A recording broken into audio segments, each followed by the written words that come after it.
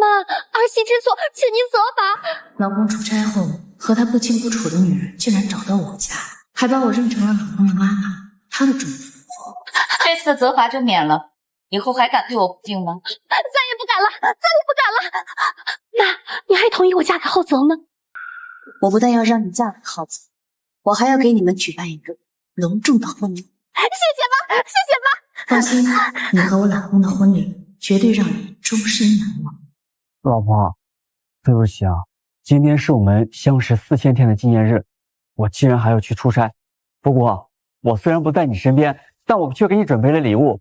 这束花是我亲手采摘的，祝福我老婆青春永驻，也祝愿我们的爱情永远长情。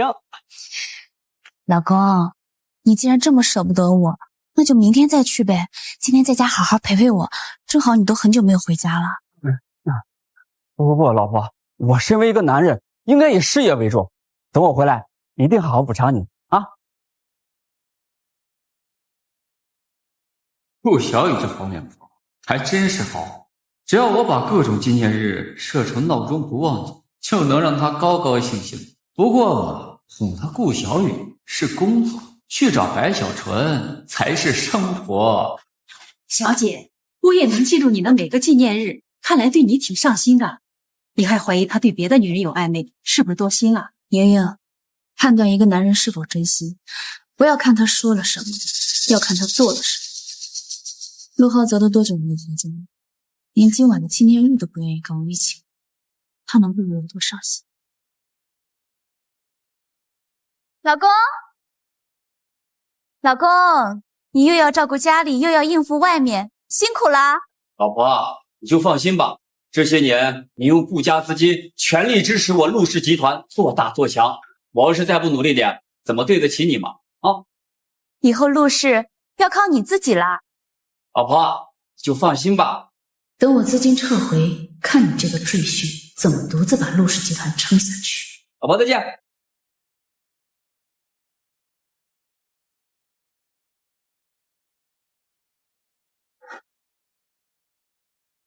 给你转账了520，代表了我此刻的心情。浩泽，其实我不在乎这些，我在乎的是你什么时候娶我。我不是给你说了吗？虽然我未娶，你未嫁，但是我妈有严重的恋子情节，你们现在还不是很近。这样拖下去也不是办法，要不我去找你妈商量一下，就说我怀孕了。你怎么可能怀孕了？你看你又急，跟你开玩笑嘛。没有哪个老人不爱孙子的，只要我给你妈准备一张假孕报告，她肯定会同意我嫁进你们陆家。没问题，好的，可以啊，兄弟。小姐，你果然没看错，这个陆浩泽他真不是人。您对他有情有义，甚至用顾家的资产帮他把陆家的产业做起来，他竟然还去找别的女人。3分钟之内，我要这个女人全部的资料。是。和我老公不清不楚的女人，竟然找上门来了。我来找我婆婆，你拦我干什么？胡说八道，这哪有什么婆婆？混蛋！找婆婆？这个女人在搞什么花样？莹莹，放她进来。是，进吧。婆婆，我是您的儿媳妇白小纯啊！你说什么？您老先别激动，我知道啊，您一时接受不了，但我真的是您的儿子陆浩泽的未婚妻，我们已经私定终身了，我们是真心相爱的。你为什么会认为我是陆浩泽的妈妈？我眼一向很灵的，虽然您长得年轻，但是呀，我一眼就认出来您了。婆婆，阿姨，我是实在没办法了才来找您的。我刚毕业也没有工作，就怀了浩泽的骨肉。阿姨，要是陆氏不管我的话，我就没法活了。说什么？你已经怀孕了？你胡说什么？你说怀孕就怀孕了？这位是管家姐姐吧？这是我的孕检化验单，拿给阿姨看一下。她竟然真的把我认成了我老公的妈妈。也好，我索性将错就错，看看他到底什么意。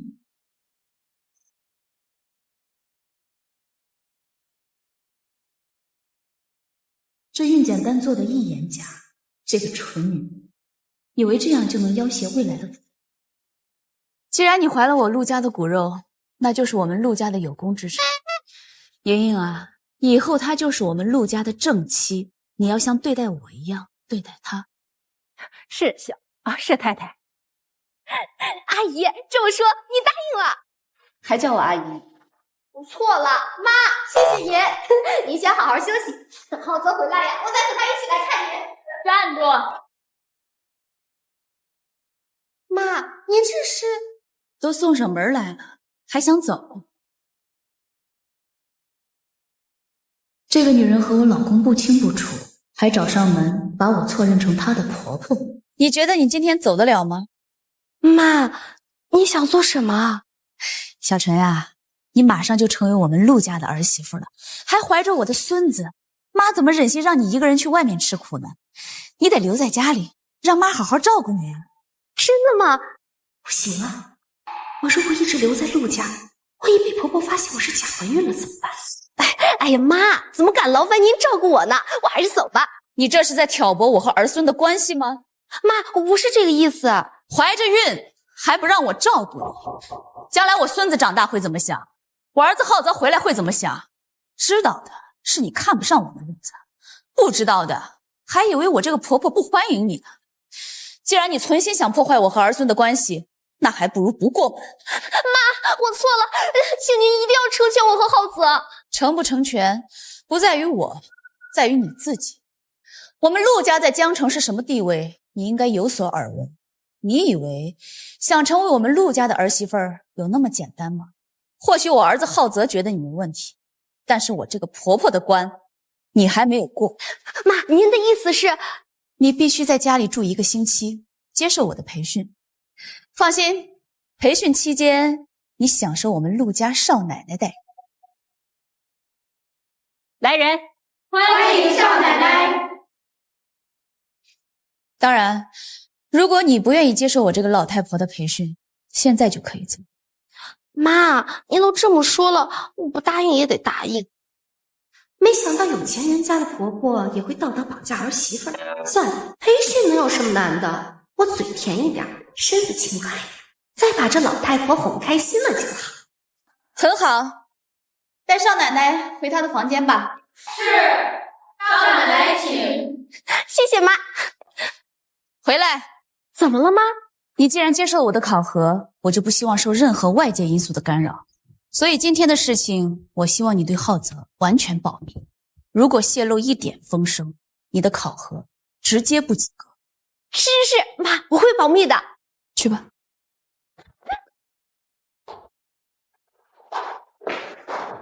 小姐，这个白小纯和顾浩泽不清不楚的，还装怀孕骗人，这么一个贪慕虚荣的人，你为什么不拆穿他们呢？现在拆穿他多没意思，先把他留在家里，再慢慢的审视他。小姐，这么说，你想好怎么整治他们了？他不是要接受我的培训吗？那就先给他来个魔鬼特训。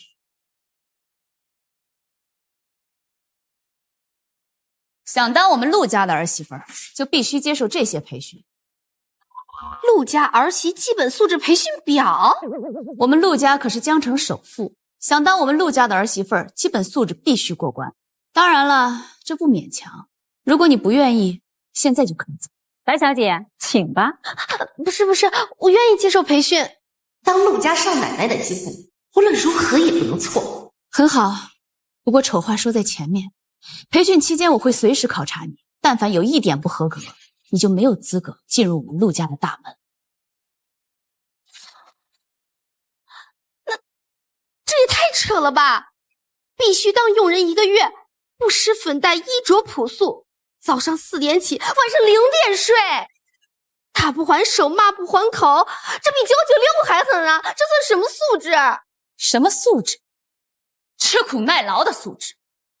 我们陆家可是白手起家，经过多少辛酸磨难才走到了今天。现在发达了，也要居安思危。未来的当家主母如果不能吃苦，那就是忘本，就没有资格掌控我们陆家。妈，我都怀孕了，这样不好吧？我当年怀浩泽8个月的时候，还步行20里路去谈生意呢。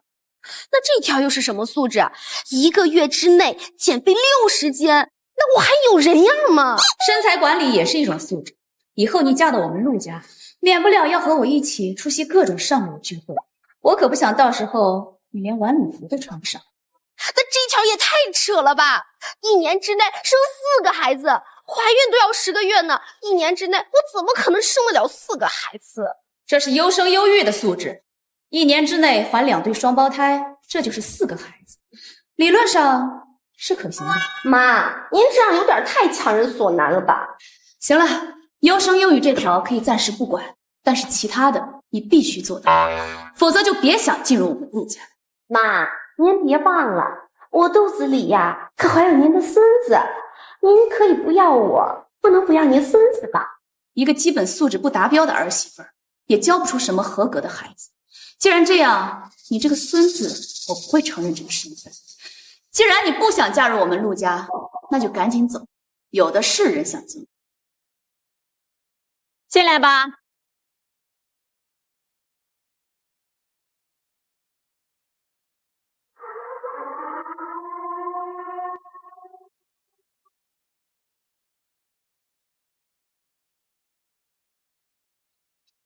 见过老夫人。你们想当我儿媳妇儿吗？想。这些培训能做到吗？能。培训期间能打不还手骂不还口吗？能。妈，我错了，我愿意接受基本培训，你让他们都走吧。这就对了，莹莹，带你未来的少奶奶去做培训吧。少奶奶，咱们走吧。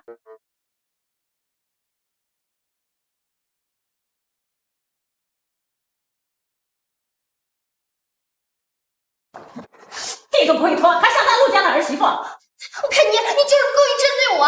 我只是按照规定培训你。你这个下人，打不还口，骂不还手，你还敢回骂我？该打！你还敢瞪我？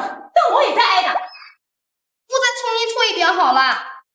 就让你拿拖把的，给我跪在地上，有抹布擦。姑奶奶不干了。妈，您看莹莹姐，她就故意针对我，我这还怀着孩子呢，她就敢在婆婆面前大声喧哗，该打！妈，您看她看什么？基本素质里的孝顺素质是怎么说的？昨天我让下人给你收拾房间，你连跪下说声谢谢就没有，转身就走，这就是你对婆婆的态度？妈，对不起，我错了，我不该这么跟您说话。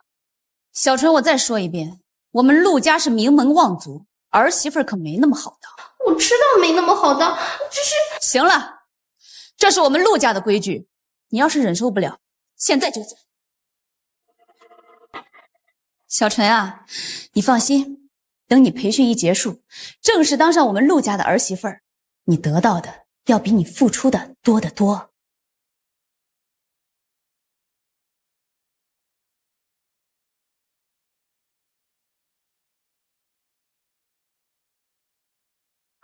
这么多黄金，妈，都是给我的吗？这算什么呀？9牛1毛而已。小纯啊，我们陆家的儿媳妇儿就是陆家的当家主母，所掌握的财富是你无法想象的。等你培训一结束，我就把这一枚象征当家主母的扳指传给你。这枚扳指呢，也不值多少，宋朝的，送到古董行也就值个1000万左右吧。但是这背后蕴藏的是我们陆家全部财富的支配权。我知道了，妈，我一定好好培训。你不怕吃苦了？不怕了，不怕了，吃得苦中苦，方为人上人嘛。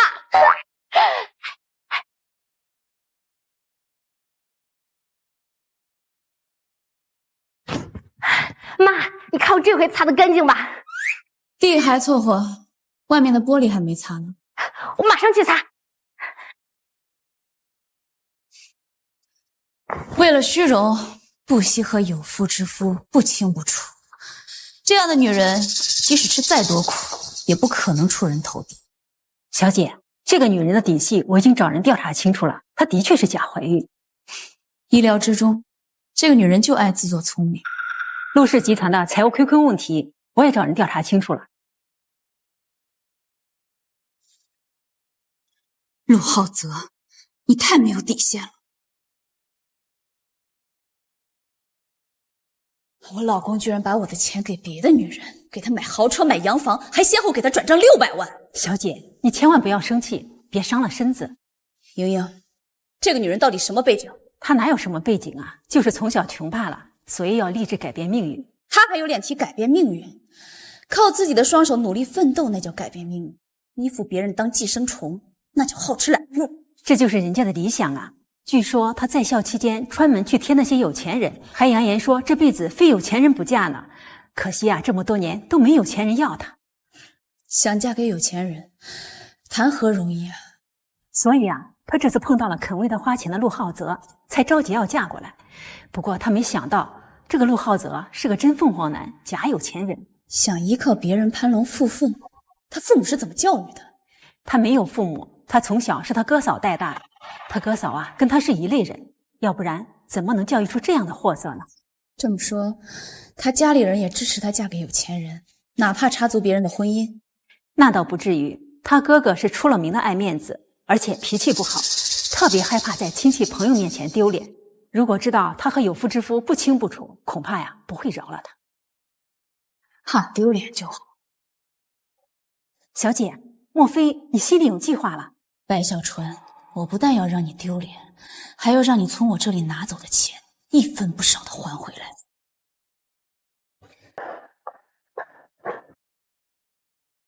还敢给我偷懒，继续擦！对不起妈，我再也不敢偷懒了。你干什么？婆婆吃饭哪有你上桌的份儿？你的饭菜在那边。我干了一天活就给我吃这个呀！我在家都是用盆吃的，这一点怎么够填牙缝的？小纯，你现在1个月要减肥60斤，不对自己狠一点怎么做到？妈可都是为了你好。妈，您说的对，我吃。跪着吃。什么？培训新陆家的媳妇只有跪着吃的资格。太欺负人了！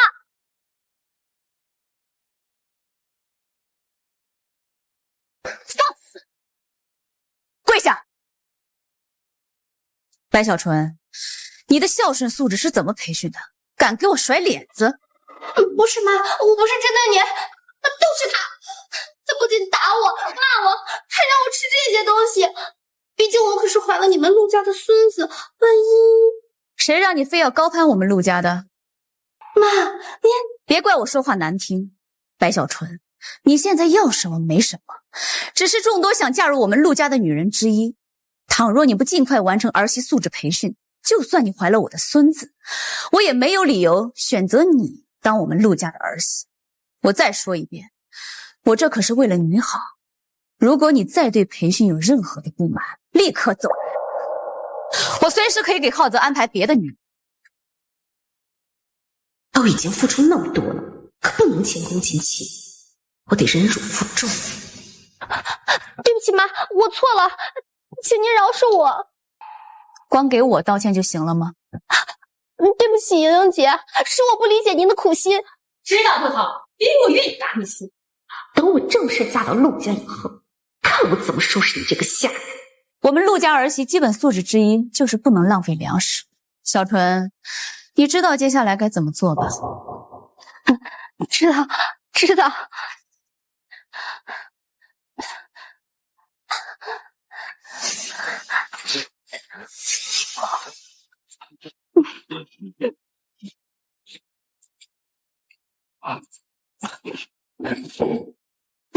妈，我吃完了，没有浪费，你看还满意吗？很好，小陈啊，妈就是要你一个态度，你能有这个态度，妈很欣慰。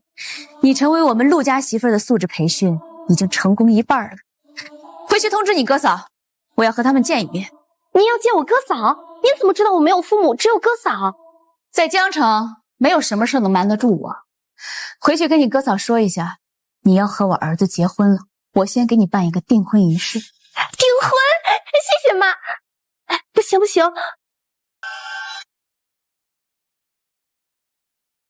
我们陆家绝对不会求人当儿媳妇儿。倘若你不同意，现在给我走。妈，你想哪儿去了？您让我和浩泽订婚，我高兴还来不及呢。但是能不能别告诉他们我怀孕的事情，否则他们肯定不会饶了我的。好，我答应你，跟你哥嫂说一下，关于结婚的事呢，有什么要求尽管提。谢谢妈，我现在就去找他们商量。回来，怎么了妈？你就穿这身衣服回去啊？对，瞧我现在赶紧去换衣服。哎，等一下，怎么了妈？还有什么吩咐？这枚扳指也提前给你，在你家人面前装装门面，你可得好好保存啊！我再说一遍，这可是我们陆家祖传的象征主母身份的扳指，某种意义上和我的生命一样重要。谢谢妈，我现在就去找我哥嫂商量。一个不到50块钱的地摊货而已，看把他给激动的。不假装给点小恩小惠，他怎么能上钩呢？要娶我妹呢，得准备3套别墅，一套呢写小纯的名字，还有2套写我跟她嫂子的。对，还要500万彩礼现金。你们要的这些一样都没有。什么？这点东西都没有？你们陆家不是要破产了吗？是没有呢，还是不给啊？我可告诉你，你要是不给的话，结婚就免谈。那就不必谈了。小川，咱们走。哥，嫂子，还不走？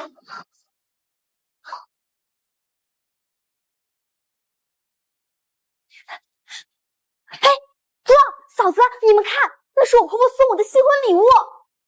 现在看来，这些不必送了。阿姨，陆阿姨，您别着急走嘛，我跟您开玩笑，别墅不重要。哎，对，500万也不重要，都是身外之物。我们其实呀，就在乎小纯是否幸福。这么说，你们什么彩礼都不要了？不要了。不过嘛，我们怎么着也带大小纯不容易，订婚怎么也得找一个好江城大一点的酒店。您看这样行不行啊？豪华酒店算什么？安排。至于亲戚嘛，当然要多请一些，越多越好，最好把你们家所有的亲戚都请。哟，谢谢阿姨，您也太通情达理了。我们呀，现在就去请亲戚们。我也去了。走。他哥嫂倒是挺配合我呀，还想多找一些亲戚来参加订婚宴。小姐，你是想在订婚宴上让他和他哥嫂丢个大脸吗？没错，莹莹，你按我说的做，到时候咱们好好唱一出戏。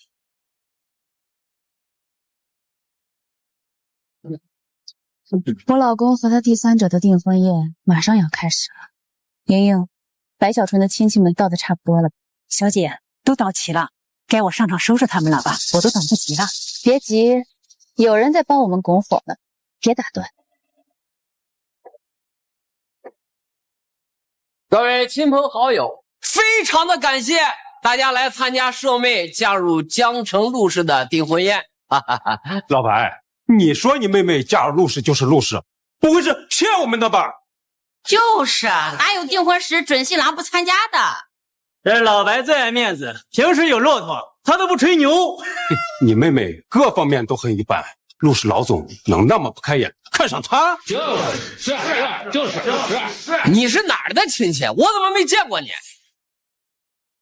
让你冒充白小纯亲戚的事儿准备好了吗？准备好了，大小姐。不要掉以轻心，一定要把他们白家的资料仔细研究一下。我都记住了，你放心。哼，我是你远房亲戚，本来没想来，但你放出风来说所有亲戚都要到场，我才来的。都怪你，好面子，什么阿猫阿狗你都请过来。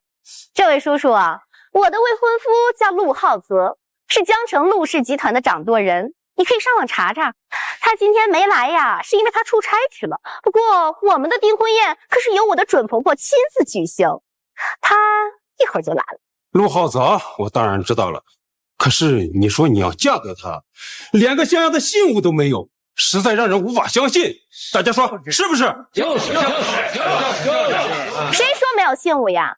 我手上的这枚扳指就是我婆婆给的，听说是宋朝的，价值1000万呢。是吗？我可是最爱研究古董，你敢让我验一下吗？小川，让他验。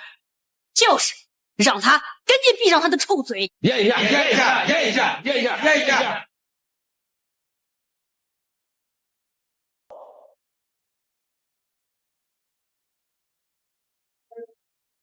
这扳指根本不是宋朝的，根本不值1000万。难道老白骗咱们？还用说，他一直都是个牛皮大王。小陈，这怎么回事？这戒指是唐朝的，价值最少5000万。小陈，哦不，陆家未来的少奶奶，我错了。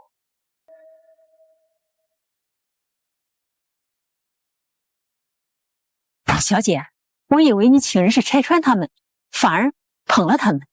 捧得越高，摔得越惨。莹莹，该你上场了。我明白了，我让他们经历冰火2重天。白小纯，你个不要脸的女人！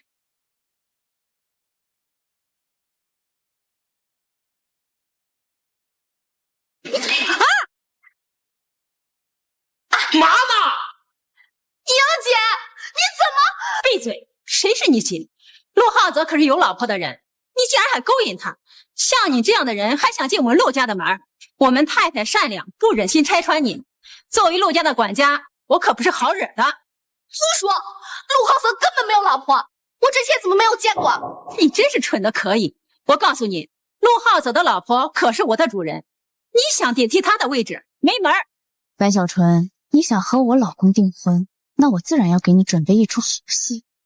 等着吧，这出好戏会越来越精彩。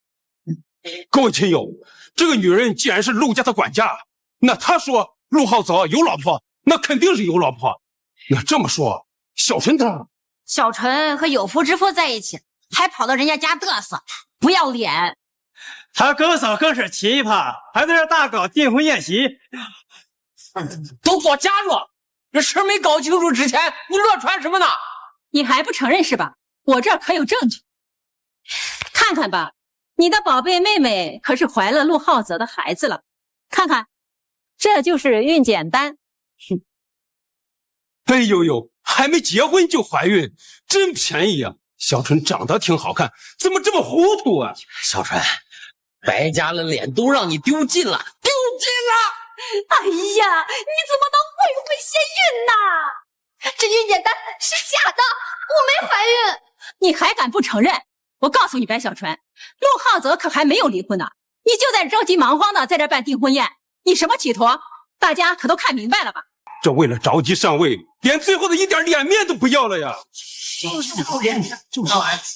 哎，你说说你，人家都没离婚，你在这搞什么订婚仪式？还存心让我把亲戚们都叫过来，你存心让我丢脸是吧？这是不是你那个婆婆找来的群众演员呀？合伙来糊弄我们的？不是的，不是的，我那婆婆是真的。我现在给我婆婆打电话。妈，你怎么不接电话？接电话呀！待会儿那个婆婆要是来了，我发现她不是真的，看我怎么收拾你！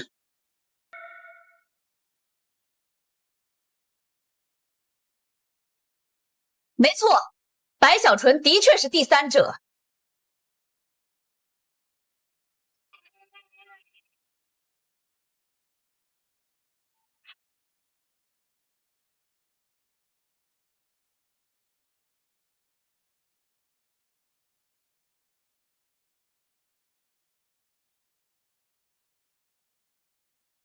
白小纯的确是第三者。妈，你怎么能这么说？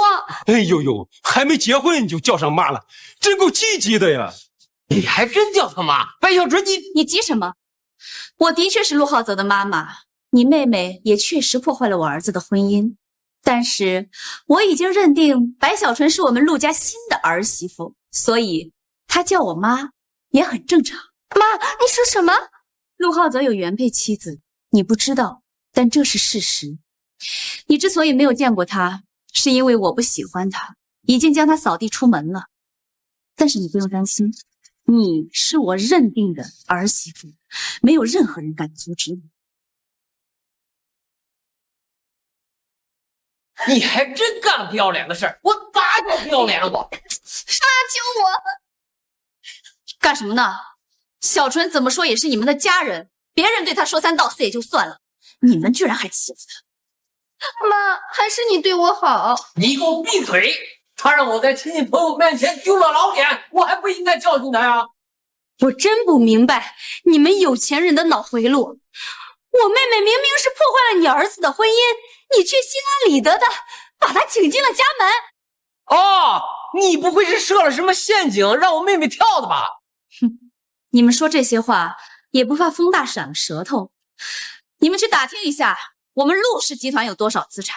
你们这一家人加起来身上有几个铜板？我犯得着给他设陷阱吗？老白这纯粹是被迫害妄想症嘛！不愧是我们顾氏的老员工，真会配合。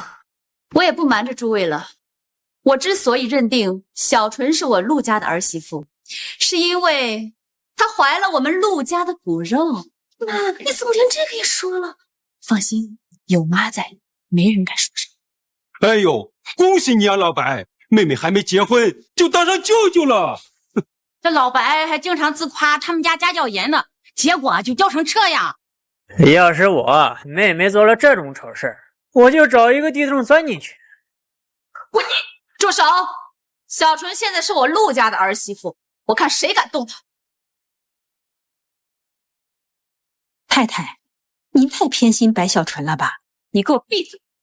就算你是我前儿媳的下人，你也没资格在这里闹事，赶紧给我走！订婚宴只是开胃菜，结婚宴更为仪式。假怀孕是怎么回事？给我老实交代清楚！妈，我错了，我实在是太爱浩泽了，所以才出此下策，想让您同意我们的事。妈，对不起，请您原谅我好不好？好了，看在你一个小姑娘已经众叛亲离的份上，这次就原谅你。不过这样的事情，我不希望发生第二次。是，儿媳记住了，儿媳记住了，谢谢妈，谢谢妈。不过妈，您怎么知道我假怀孕的事儿？这事儿我只在酒店说过呀。在江城，没有什么事能瞒得住我。你给我记住，以后绝对不能再骗我，也不能对我阳奉阴违。是。好了，该给浩泽打个电话。对，我要问问他为什么要隐瞒有妻子的事儿。我该怎么跟浩泽说？需要你教我吗？是，儿媳不敢。妈，别把我假怀孕的事儿告诉浩泽，行吗？放心，我自有分寸。浩泽啊，等你回来，我有一个惊喜要给你。什么惊喜啊？既然说了是惊喜，当然不能现在告诉你了。放心吧，我怎么会告诉浩泽你假怀孕的事呢？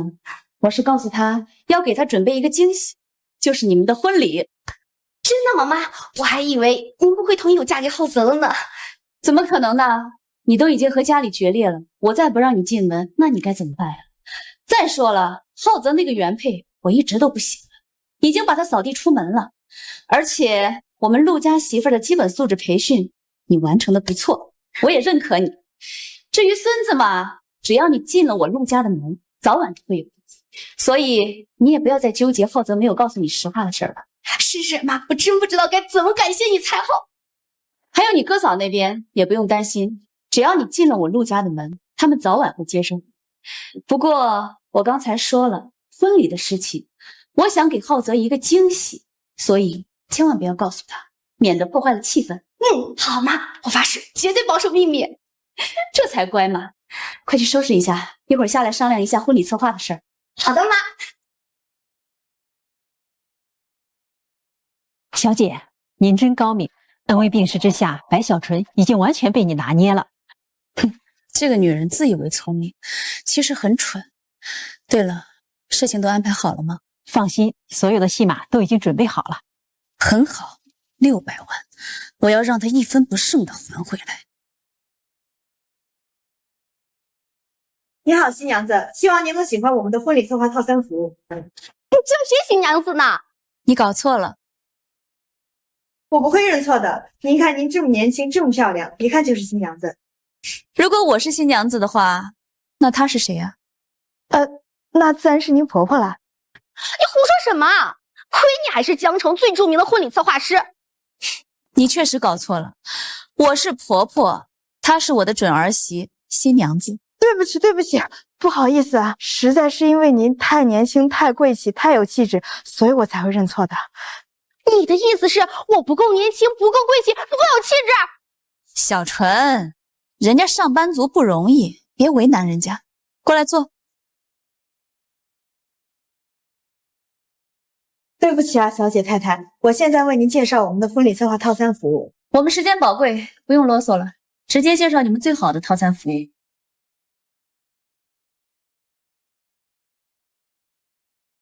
这个是我们豪华版套餐服务，价值100万。什么？100万？这么贵？你瞧不起谁呢？100万的套餐服务也敢推出来，当我们陆家是什么小门小户吗？还是说你们根本就没有什么像样的服务啊？对不起啊，太太，更好的服务当然有，只不过这价格……不必啰嗦，只要你说出价格，我出双倍。是。哇，我这个婆婆也太飒了吧！以后我也要向她学习。小纯，你记住，当我们陆家的儿媳妇，千万不能小家子气，不然很容易被别人拿劣的服务糊弄。是，妈，您说的对。这个是我们的旗舰版套餐服务，价值200万，光婚纱就价值100万，请您过目。不必过目了，就它了，我出400万，刷我的卡。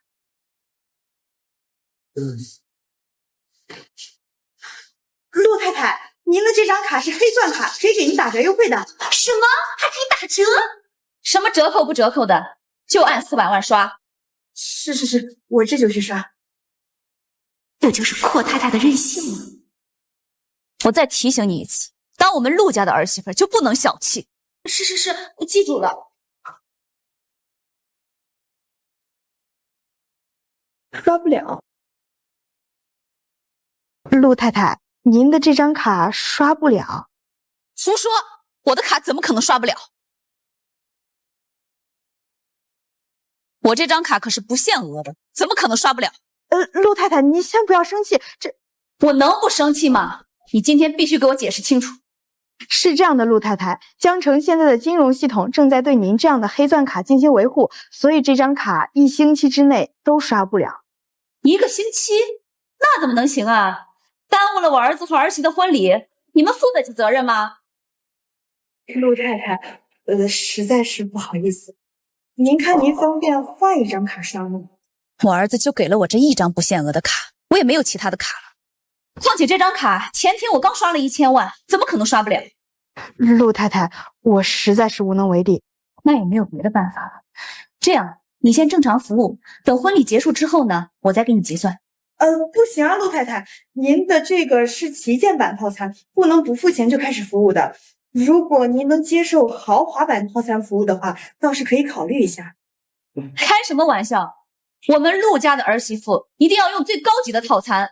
妈，算了，100万的套餐呀，也足够有面子了。我刚才说的话都当耳旁风了。陆家的儿媳妇老这么抠抠搜搜的，小心下次别人还把你认成婆婆。是，妈，我错了。我告诉你，我们陆家的儿媳妇一定要享受最好的婚礼策划服务。今天无论如何，我也要把这个婚礼策划给包下来。陆太太，请您理解一下。你也理解我一下。不管是谁，只要帮我想到办法，我日后一定百倍千倍的还给他。百倍千倍的报酬，那如果我来付账，以后不但能获得巨大回报，还能在婆婆面前彰显大气。刷我的卡吧。怎么能刷你的卡呢？妈，咱们都是一家人，而且这个套餐呀，也是为我准备的。也好，等我的卡能刷了，我双倍还你。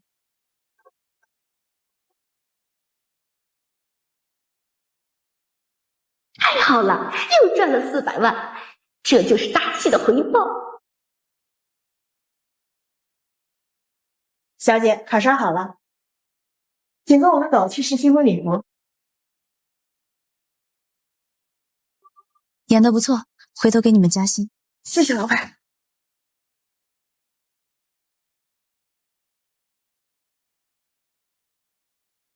小姐，那个蠢女人绝对想不到这婚礼策划公司是您的产业，这下子就让她吐出来400万，真过瘾。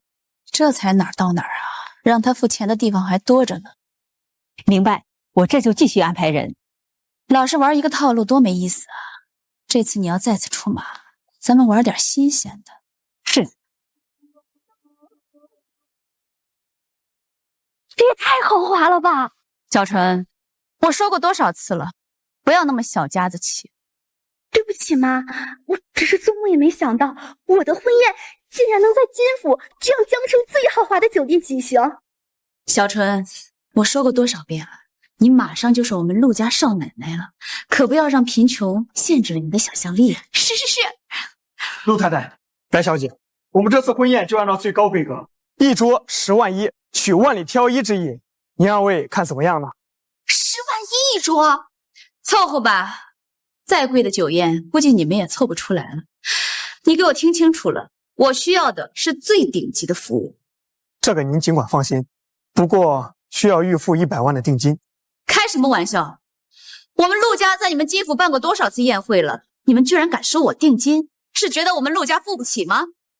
不是的，陆太太，您不要误会，只是咱们这次的婚宴花费非同小可，我们酒店也需要一定的资金去采购。你给我哭什么穷啊？你们金府酒店连这点经费都拿不出来吗？实在不好意思，陆太太，这是酒店规定，我也没办法。你明知道我的卡最近刷不了，还拿这种话来将我的军，我看你是不想干了。把你们老板叫出来，我看他敢不敢收我的定金。对不起，陆太太，我们老板出差了。这随便他们怎么说，我也不能再付账，不然我的卡就空了。为难人家工作人员算怎么回事啊？这定金你们付不了，我来付。怎么是你？你这个女人怎么阴魂不散的？经理，过几天我要用咱们酒店办酒宴，定金呀，该多少是多少，1分都不会少付的。那当然好，不知道您什么时候办，准备想用哪个宴会厅呢？他什么时候用，我就什么时候用；他用哪个宴会厅，我就用哪个宴会厅。你分明是拆我的台，你都能抢我们家小姐的老公，我就不能拆你的台呀？这酒宴你还办不办？你不办，我可办了啊！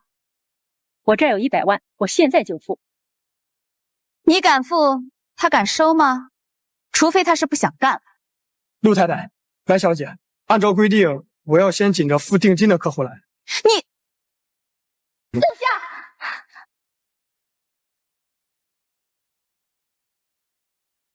这定金我付。上钩了。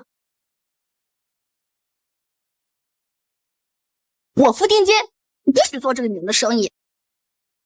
好样的，小纯，真不愧是我陆家的儿媳妇儿。你放心，妈以后一定会100倍、1000倍的还给你。妈，这是你教我的妈，要大气。这次管家老是这么做，现在付账一来出口恶气，二来博得婆婆好感，不吃亏。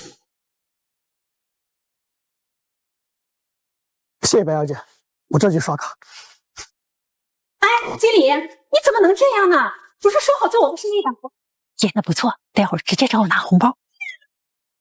谢谢。你这种人还想和未来陆家少奶奶抢资源，呀，做你的春秋大梦去吧！哎呦，太太，求你了，你别放弃我们家小姐行吗？你敢去破坏小纯的订婚宴，现在还企图和我们竞争婚宴酒店，居然想让我留住你们家小姐。太太，您想啊，您将来要是带着白小纯这么一个没见过世面的儿媳妇去参加上流晚宴，那多没面子呀！你还是带着我们小姐去吧，她什么都不懂的。谁说我什么都不懂的？是吗？那你知道去参加阔太太的聚会要穿什么样的衣服吗？当然知道呀，我这身衣服呀，可是专门从国外带回来的，这可是巴黎时装周全球限量款啊，全世界呀也只有3件。哎呀，全球限量款呀，这么厉害呀！那当然了。哎呀，可惜了，你这件衣服啊，半年前就被贵妇俱乐部打假了。这件衣服啊，也就是国外小作坊生产出来的假货。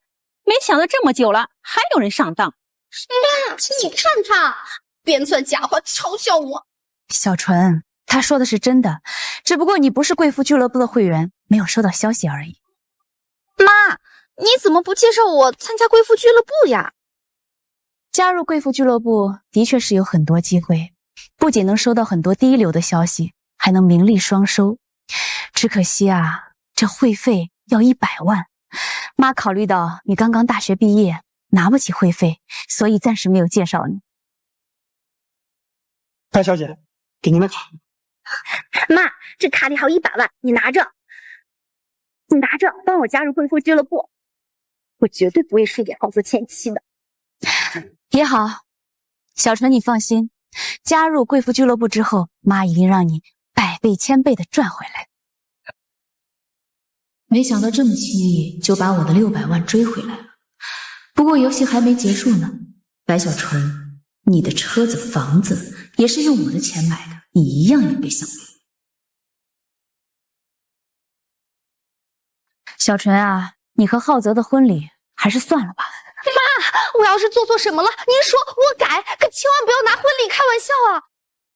不是不让你们结婚，是推迟一下。反正你们还年轻呢，就是迟个1年半载的，又有何妨呢？妈，不要啊！千万不要推迟婚礼啊！我现在可是分文没有，不赶紧举办婚礼拿到双倍的回报，我该怎么活呀？而且推迟婚礼的话，我哥嫂那边也不好交代呀。你先起来。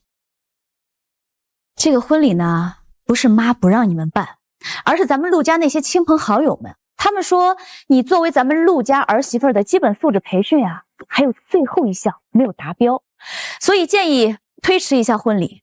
你也知道咱们陆家呢家大业大，亲友们的意见我不能不考虑。到底还有哪项没达标？您说，我再想想办法。就是这个爱心素质。他们的意思是，你要以个人的名义给贫困儿童捐助500万。什么？500万？我再找浩泽商量一下吧。你开什么玩笑？第一，这个捐赠必须是你个人出资，否则考核还有什么意义？第二，如果你告诉浩泽，那我苦心准备的惊喜不就泡汤了？是，妈，您说的对。算了，不为难你了。我现在就通知亲友们婚礼推迟。不要啊，妈，我再想想办法。你一个刚毕业的大学生，能有什么办法可想啊？我建议还是婚礼推迟一下。我可提醒你啊，我答应要给你的那些黄金，是要等婚礼结束之后才能给你。还有我那个扳指，你也不能动它。婚礼上你可必须带着的。妈，您放心，这扳指啊，我肯定不动。我名下还有车和房，我去把它们卖了，再找我哥嫂还有亲戚们借点款，那差不多就够了。为了长远的利益，只能忍痛割爱。很好，等婚礼结束了，妈承诺给你的东西一样不落都会给你。另外呢，我手里头所有的陆氏股份我都转让给你，到时候啊，妈就可以安安心心的退休了。谢谢妈，谢谢妈，我一定不会让您失望的。小姐，您太厉害了，让他自己啊心甘情愿就去卖车卖房去了。只要诱饵足够大，鱼儿会主动上钩的。陆浩泽拿着我的资产给这个女人买车买房，其他的还不知道花了多少了。让他们拿出500万给贫困儿童捐助一下，也算是给他们积累福报，便宜他们了。真想知道他倾家荡产以后是什么嘴脸。等着吧，未来几天的大戏一天比一天精彩。一天天的就会给我找麻烦。哥，你们都答应我找亲戚一起来帮忙了，怎么还打我？小纯，这也怪不着你哥。你说这几天前吧，我们好好的洋房住着，豪车开着，这一下子就被你请出来了，又回到那个破房子去骑电动车。你说我们这心里落差能不大吗？哎呀，嫂子，你们的车和房子不就是我送给你们的吗？现在我拿出来有什么不合理的？再说了，你们从小不都教育我要放长线钓大鱼，等我拿了陆氏股份以后呀，我给你们换一个比之前面积大1倍的洋房，比之前呀贵1倍的豪车。哎呀，拉倒吧！你能给我换个以前一模一样的房和车，我都满足了。坐。李兄，这不是老白吗？当了陆家老总大表哥就是不一样了。听说最近不住洋房，住平房，不开豪车，骑电车，这就是有钱人的绿色生活吗？活该，让他天天在我面前炫耀。出门连自行车都骑不上，那才叫好呢！啊，一个哪来那么多废话？赶紧坐。坐。各位亲朋好友，我们小纯少奶奶梦想就差最后1哆嗦了，还请大家鼎力支持一下。车和房我都卖了，不过只筹集了20多万，剩下的400多万要靠大家想办法了。大家放心啊，等我接管了陆氏以后呀，我一定3倍还给大家。拿我们这大冤仇啊，还400多万，4万也没有。你不是有价值5000万的扳指吗？还找我没见识吧？要是我结婚当天不带着他，我婆婆就不会同意我和陆浩泽结婚了。你想得美，我们不见。就冲老白这人品，我们就不能摊下本？行了，大家静一静，坐。咱们可以不喜欢老白，但是不能和票子过不去嘛。第一，小纯筹了3倍还给我们；第二，实在不行，小纯还有扳指，怎么着也不能还不起我们的债。这样，我带个头，我借给他10万。谢谢。反正这是顾小姐给的，我不过是做个顺水人情罢了。妈，这是我筹得的500万，您帮我捐赠一下。好儿媳，我替贫困儿童谢谢你了。白小纯这边已经山穷水尽了，接下来该轮到陆浩泽了。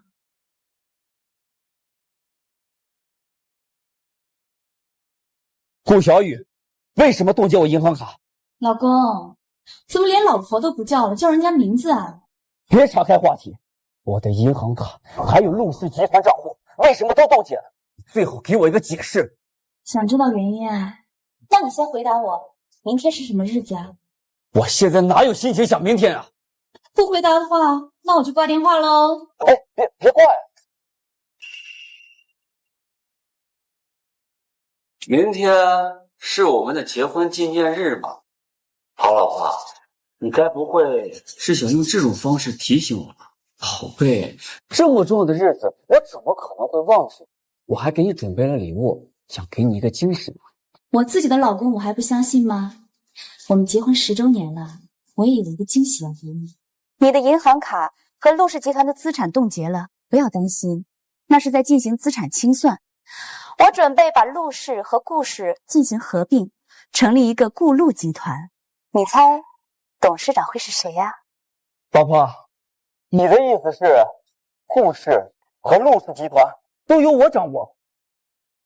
老公，我们结婚10年了，你的能力、你的人品，我都看在眼里。等你明天回来，我就办一个交接仪式，把陆氏和顾氏一起交给你打理。到时候呢，我就安安心心的做一个小女人，每天在家里喝茶、插花，你说好不好啊？好，当然好。老婆，你放心，我一定会好好干的。忍了这么多年，终于等到这一天了。等老子稳住局势，就把你这个黄脸婆管家蹬开，然后我就彻底自由的在江城驰骋了。哦对了，老婆，你要不先把我银行卡账户解冻一下，不然我明天回不去了呀。放心吧，机票已经买好了，明天你一下飞机，有人会去接你。喂，老婆，小雨。妈的！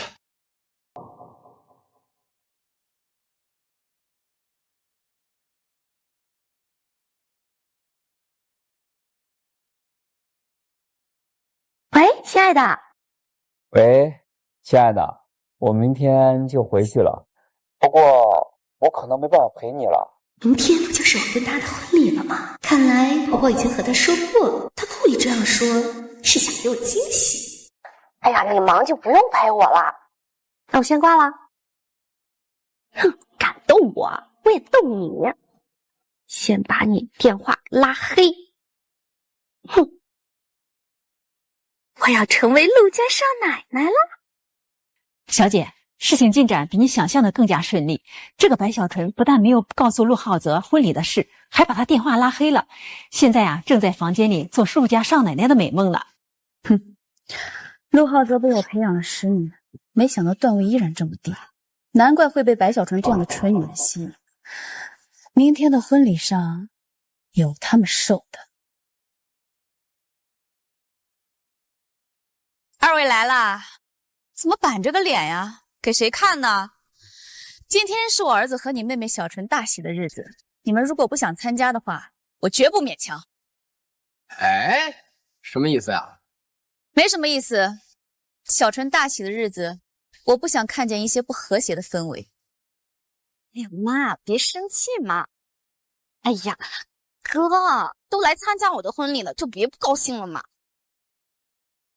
是啊，老公，你好歹也笑一笑嘛。哼，我也想笑，可是我一想我这车呀、房啊都没了，我笑不出来。自己妹妹出卖尊严换来的车和房，他还挺心安理得。那你问问小纯，你的车子、房子有她身上这件婚纱贵吗？哥，嫂子，你看我身上这件婚纱，可是欧洲皇室设计师专门设计的，100万，据说送出去拍卖也能拍卖个7、800万呢。哎呀，到时候你们的房子、车子，我加倍还给你们。真的呀？哎，怪不了，怪不了，看来你老是真把小纯当你们陆家的儿媳妇儿了。哎呀，就是，哎，我们刚才呀是给您老开玩笑呢，您呀可千万别往心里去。哪里，我这个人就是这样，你敬我1尺，我敬你1丈。你们要是对我笑呢，我自然欢迎你们参加婚礼，里边请吧。现在你们笑得有多欢，一会儿你们哭的就有多难看。恭喜恭喜啊，小纯！谢谢。给你，这是什么？这是你借我80万的借条复印件，你可别忘了啊！啊什么啊？肯定是复印件，原件我们得留着呀。对，这是我的50万，这是我的80万，这是我的10万，我的10万。哎呀，你们这是干什么呢？小纯大喜的日子，你们不送红包，送一些白条干什么？谁让他借了我们的？就是呀，让他还钱，还钱。行了，来参加婚宴，我绝对欢迎。谁要是敢胡闹，我绝不客气。好的。妈，幸亏有你，不然我真的不知道该怎么办了。小纯啊，陆家太太的做派以后有你学的。时间差不多了，你先去接待一下你哥嫂和亲戚们，我去接一下其他客人。好的，妈。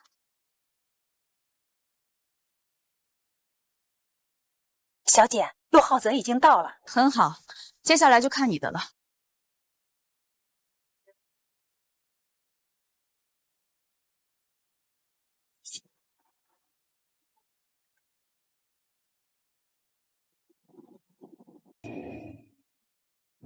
陆总，请吧。你们这是要干什么？当然是奉了我们小姐的命令来接你呀。之前接我这么多次，从来没有一次带保镖，我怎么总有一种不祥的预感？莹莹，我突然想起来，我还要去办点事，要不我自己打车去吧？您要去哪里？我们不能送您呢。哎呀，不用了，那地方比较远。您现在还能搭车吗？我突然忘记，我的所有账户都被冻结了。上车吧。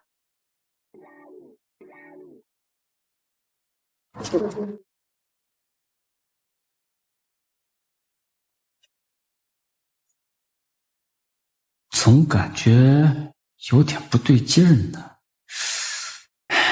还是先给顾小雨打个电话吧。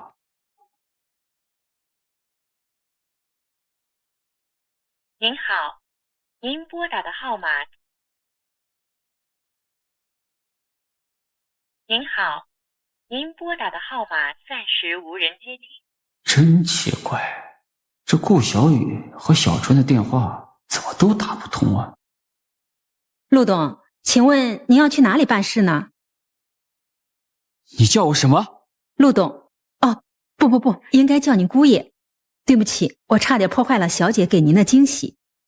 莹莹叫我陆总，看来顾小雨跟我说的要让顾氏和陆氏合并，然后全权交给我管理的事是真的。姑爷，待会儿啊，您办完事以后，咱们先去买件礼服，做个造型，然后啊，再去金福酒店吧。小姐在那里等你呢。买礼服做造型，然后去金福。哦，明白了，顾小雨肯定是要在那里给我准备一个结婚10周年的庆典，顺便在庆典上宣布我成为顾陆集团董事长。之所以派保镖来接我，肯定是因为我现在的身份又更上一层楼了，所以要更加谨慎。莹莹，我突然想起来，那件事其实也不是很重要，正好我也好久没见小雨了。这样吧，咱们直接去找小雨吧。啊，好的，陆总。陆浩泽，你真恶心，口口声声说想我们小姐了，其实想的不过是她的财产罢了。先让你做一回美梦吧，到了金福酒店，让你体验下什么叫希望越大，失望越大。莹莹，一会儿安排陆浩泽过来吧，还有陆氏集团那些员工，也就是陆浩泽的亲戚们，也都安排过来。他们都到了，戏才会更精彩。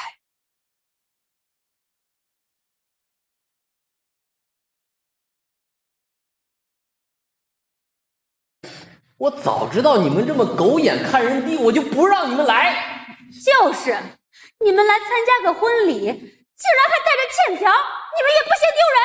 老白，你也别生气，我们也没想到这陆家呀是真心拿小纯当儿媳妇了。就是啊，这不看不知道，这婚礼现场布置的至少得300-400万吧。算你们识相，知道我婆婆给我这婚宴花了多少钱吗？这一桌呀，整整10万1。你们这帮穷鬼，这辈子吃过这么贵的饭吗？吹吧，狠狠的吹吧，你们能吹牛的时间也不多了。你呀，今天我妹妹办完婚礼，你就让你儿子到我妹夫的公司去上班，随随便便1个月拿个5-6万，没问题啊！谢谢陆总大舅哥。还有你，等到我们小纯啊在陆家立住势脚，到时候开个陆家分公司，让你去当老总，一年呀挣个几10万，不就是轻轻松松的事儿吗？哎呦，谢谢陆总他嫂子了。总而言之一句话，只要你们乖乖听我们陆家的话，我白小纯和我老公是不会亏待你们的。陆家！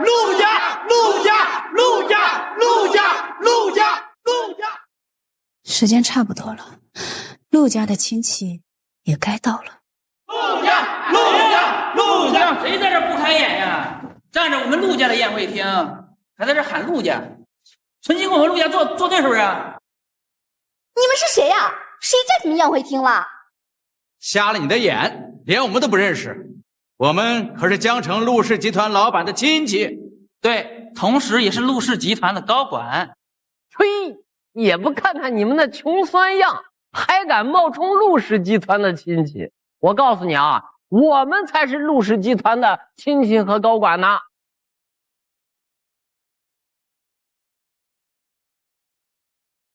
我们才是陆浩泽的亲戚，将来也会接手陆氏高管。你们听明白没？趁我没发火，赶紧给我滚！滚出去！滚出去！滚出去！滚出去！怎么回事？只听说顾陆集团要合并，这陆浩泽要当顾陆集团的董事长，可是也没听说要安排这群新亲戚来公司啊！好啊，我算是知道了，陆浩泽这个万富一的，他一定是当了大集团的董事长，想要把我们这些老亲戚一脚踢开，换新人了。陆浩泽，你这个无情无义的东西，想把我们这群老哥们儿给踢开，没有那么容易。喂，你们什么东西啊？也敢骂陆浩泽？哼，你个丫头，你算是什么东西？我们骂陆浩泽，关你什么事？我是陆浩泽的老婆，跟你有什么关系？拉倒吧！陆浩泽的老婆我们谁没见过？又漂亮的，又知书达理，还是江城的首富，岂会是你这样的粗俗蠢妞？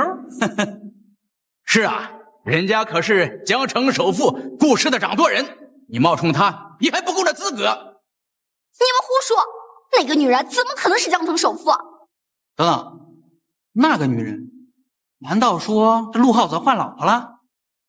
是啊，今天我们是受邀来参加陆浩泽和他老婆结婚10周年的庆典，这么长时间，怎么没见他们两口子人呢？闭嘴吧你们！这里是我和浩泽的结婚现场，不是你们说的什么10周年。陆浩泽脑子坏了吧？顾小雨这样的富豪老婆不要，要这个小丫头。我们陆氏的一切都是来自顾氏，他要这么做，那就是把我们陆氏往火坑里推。这小子，他要真敢这么做，老子把他的腿打折。还是陆浩泽的亲戚拎得清啊，只可惜陆浩泽不明白这个道理。小姐，我们带着陆浩泽已经赶到了。很好，重头戏终于要开始了。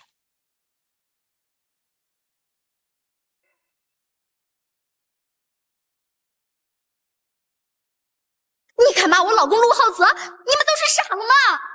就是，你们敢骂陆家，不就是骂我们吗？来，还不赶紧给我赶出去！出去！赶出去！滚出去！滚出去！滚出去！滚出去！滚出去！滚出去！滚出去！滚出去！滚出去！你说出去！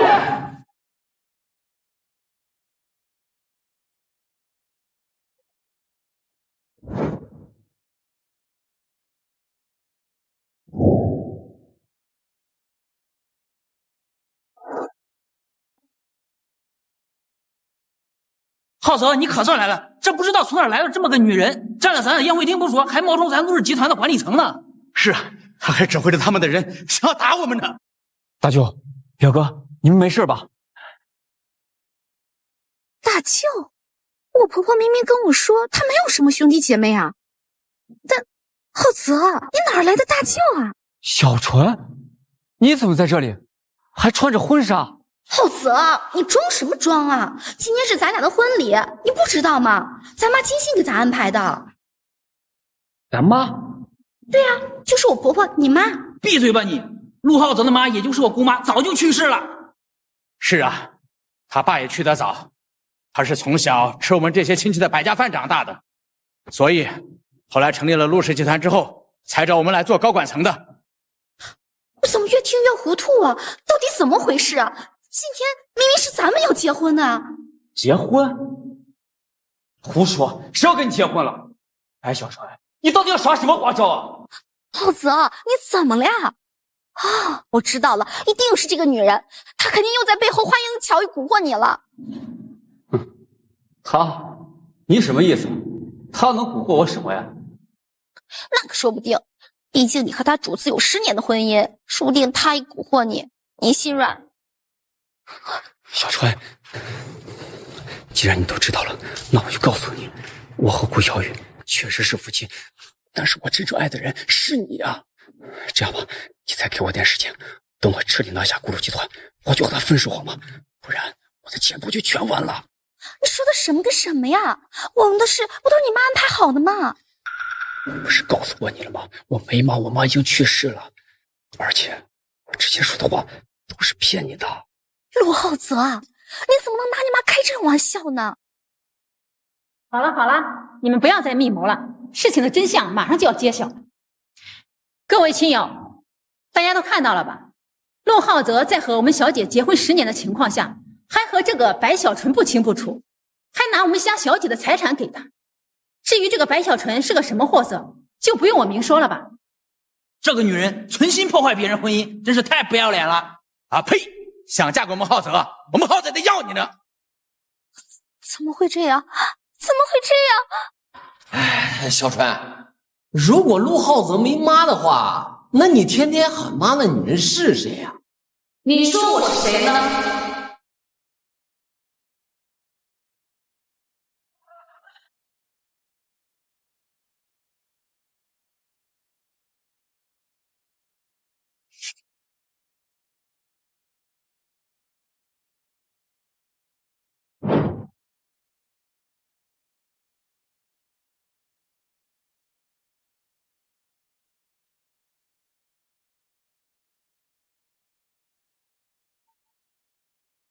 妈，你终于来了，你快替我做主啊！我是你未婚夫的原配妻子，不是陆浩泽的妈妈，更不是你的婆婆。不是妈。什么？你是陆浩泽的老婆？天哪，我竟然把原配当成了婆婆！老婆，这到底什么情况呀？陆浩泽，我说过，结婚10周年纪念日我会给你一个惊喜，怎么样？这个惊喜大不大？老婆，你听我解释啊！解释什么？这个女人都找上门了，有什么可解释的？不可能，不可能！你这个女人，你明明是陆浩泽的老婆，你为什么不说清楚？你为什么要冒充他妈妈，害我白白叫了你这么久的婆婆？是你自己傻，一上门就把我认成了婆婆。不过你也没有白白叫我这么久的妈啊，毕竟我还免费给你做了陆家媳妇培训，不是吗？我也没有骗你，我们家小姐就是陆浩泽的前妻。众位亲友，大家不知道吧？这个白小纯以为我是她有钱的准婆婆，为了讨我的欢心，不但给我当免费的保姆，任劳任怨，任打任罚，还捡地上的垃圾吃。可以说，为了给有钱人当儿媳妇儿，真是煞费苦心呐！哎呦，小纯不但破坏别人的婚姻，竟然还做这样的丢人事情，太不要脸了！老白他们家怎么出了这种人呀？难怪他们之前开豪车住豪宅，原来都是他妹妹换来的结果呀。白小纯，我还可以告诉你，所谓的陆家媳妇素质培训根本不存在，都是我自己编的。你太狠了！白小纯，我辛辛苦苦供你读大学，你脑子哪儿去了你？真丢人！哎呀，造孽呀，造孽呀！我和你哥哥这辈子都没有吃过亏，今天陪着你被人耍的是团团转呀！老白，你们也太狠了！你们妹妹牺牲尊严从夫人那里换取豪车洋房给你们住，你们还这样欺负她？大家别冤枉了人家白小纯。白小纯除了牺牲了尊严以外，她从我这里没有占到任何便宜。白小纯自从进了我的门，除了叫了几声妈以外，没有占到任何便宜。从她进门的第一天起，就自愿接受培训，穿上了佣人的衣服，不施粉黛，任劳任怨。哼，这个女人能把原配给认成婆婆，一看就不太聪明的样子，捞不到便宜也太正常了。活该！谁能插足别人的婚姻？这种人就该被这样收拾。我已经派人做过调查了，陆浩泽前后给你转了600万，还给了你一套房、一台车。不过这些呢，之前通过以订婚纱和赴金福酒店定金的名义，以及给贫困儿童捐助的名义，你都全部还给我了。哦，合着你是免费的跟人家在一块儿，什么也没捞着啊！你居然给人家当了好几天的免费保姆，甘愿挨打挨骂，你可真是便宜货呀！小姐，她好歹还混了一套婚纱呢。哎呀，可惜了这套高定了，如果放进拍卖行，至少能值个700-800万呢。真的呀，妹妹，太好了，总算没有白忙活了。就是啊，有了这婚纱，咱们就有分本的机会。不过江城所有的婚礼策划公司和婚纱店都有我的股份，只不过相当于你花了400万在我这里买了一件婚纱。你可以去打听一下我们顾家在江城的名声，我想没有哪一家拍卖行肯收你这套2手婚纱。不过如果你高兴呢，这套婚纱你可以一直穿着，哪怕你把它当寿衣穿，也没人管你。这么说，我还是什么都没落下。怎么会什么都没落下呢？这个捐赠是以你的名义进行的，所以这个捐赠证书是你的名义。拿着它，如果以后你改邪归正，这将是你福报的开始。呸！什么玩意儿？谁稀罕？本应该是一件价值无限的捐赠书，却被你弃之如敝履。帮助这些儿童，不比追求那些名利来得更有意义吗？算了，这些道理跟你们这种人永远讲不明白。有你这样的哥哥，就会有那样贪慕虚荣的妹妹。完了，什么都没落下，什么都没落下。不止什么都没落下，还欠我们的债没还呢。对，你说的，要3倍还我的债，加起来一共1200万，还钱！还钱！还钱！还钱！还钱！还钱！还钱！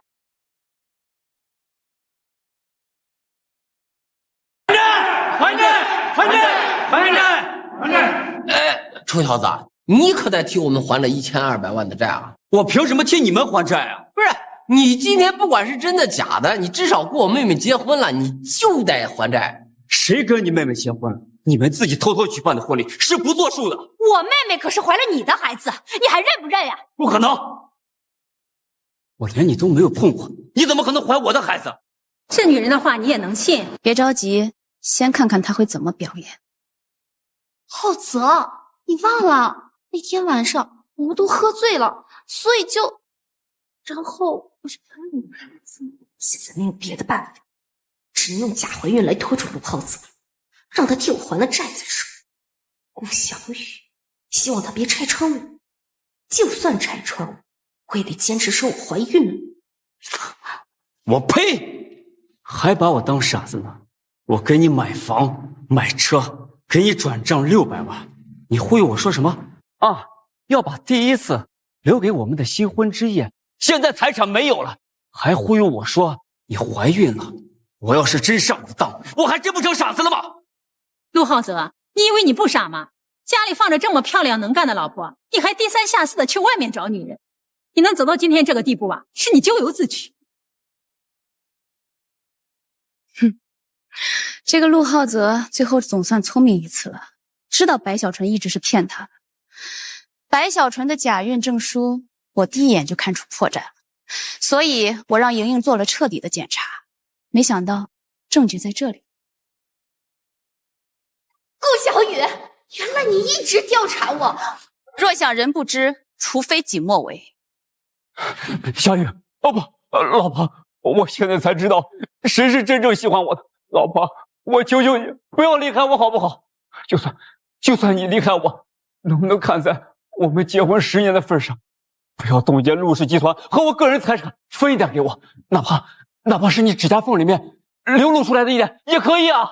小雨，陆浩泽，你脸皮怎么这么厚啊？到这个时候了，还指望我饶恕你？告诉你，陆氏集团从今天起将会归于顾氏，跟你没有任何关系。离婚协议书我也会拟好，由于你对不起我在先，按照婚前协议，你净身出户。不要啊，小雨，我不要变成穷光蛋，我不要。哼，白小纯、陆浩泽，你们两个呀，应该好好的在一起。一个忘恩负义，一个贪慕虚荣，你们俩相爱就是为民除害。怎么可能？一个穷光蛋还想让我跟着他？白小纯，我跟你拼了！我你妈！你个穷鬼还想碰瓷儿啊？喂，你们老白家要不要陆浩泽和我们没关系，你得赶紧还我们的债呀！还债！还债！还债！还债！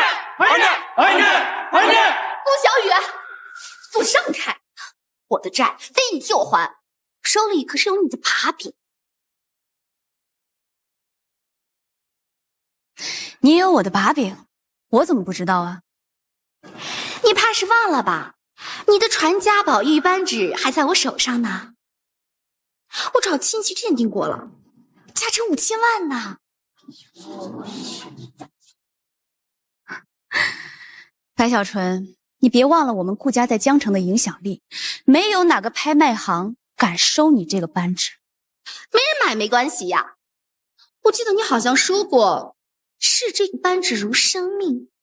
你说我要是把这个玉扳指给摔了，某人会不会心疼啊？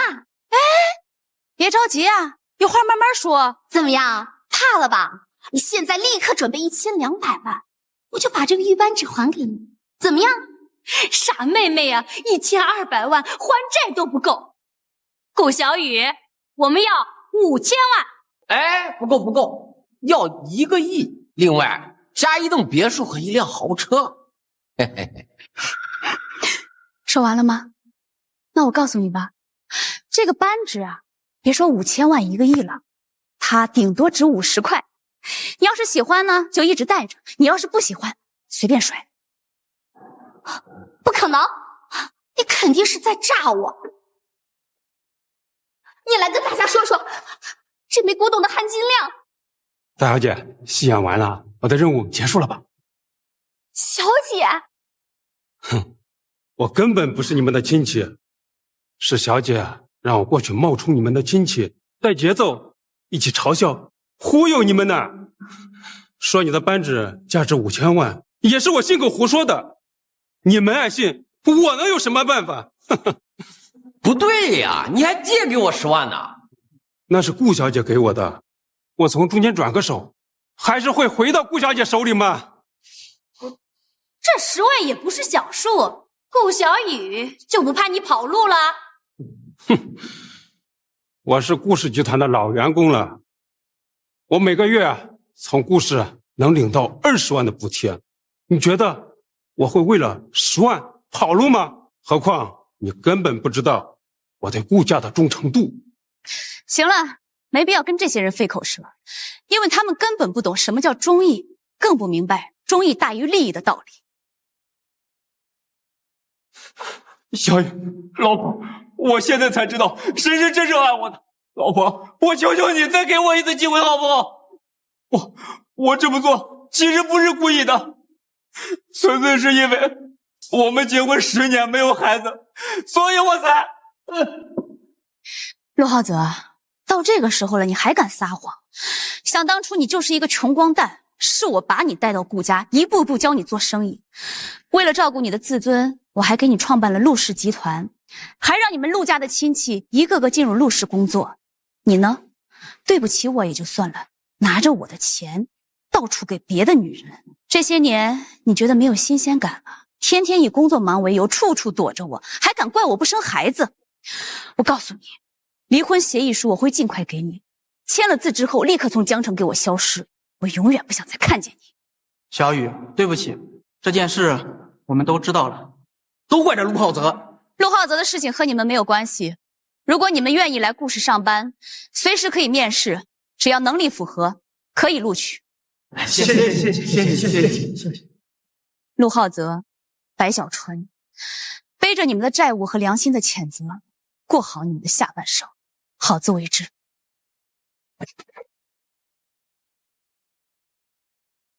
我的房子很大，但是不会再欢迎不值得的人进驻。我的人生还长，以后的故事一定会翻开新的篇章。